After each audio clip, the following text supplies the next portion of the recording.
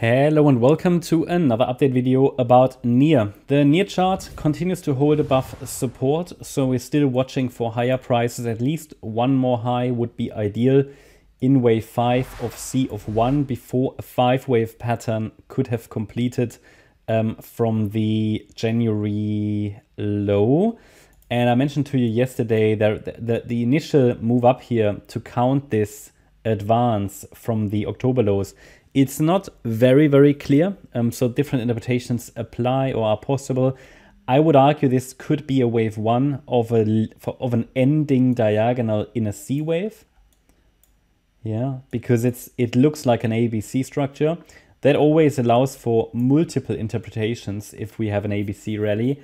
That definitely makes it, I mean, not necessary, but it's best practice to take, you know, partial profits along the way, maybe the initial investment when you're in profit, and then just let it run and see where it takes you.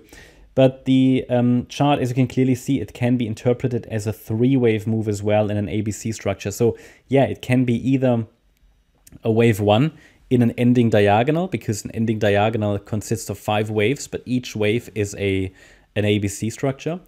Or it's something more bearish, okay? So, but either way, I think we're close to some kind of a top here, but haven't reached it yet. I mean, we should still, I mean, I'm saying close, but it's just that from here, it could still mean like 100% increase, right?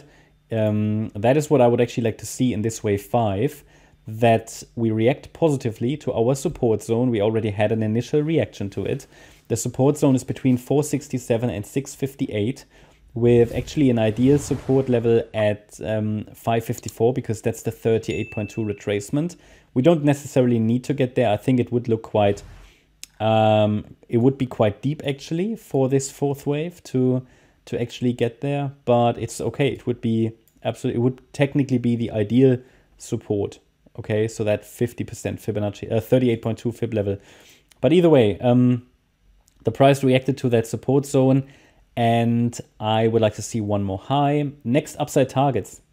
What are they? Well, let me just double check something. I think I accidentally might have shifted something. Yeah, for some reason. For some reason this shifted slightly. It's between round about $11.30, $11.40. That's the first level to watch as we climb higher. Basically, next upside target, it's the 78.6 retracement level. Just above that, we have the $11.80 level, which is the 100% extension of this A-wave rally that occurred between October and December. And these levels create resistances. So they also create targets for the next move to the upside. In addition to that, pay attention to the descending trend line here on the chart.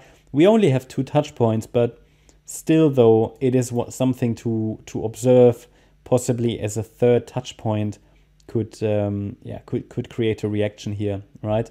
And what I can highlight to you is that, I mean, as long as we're holding support, I will keep moving up support.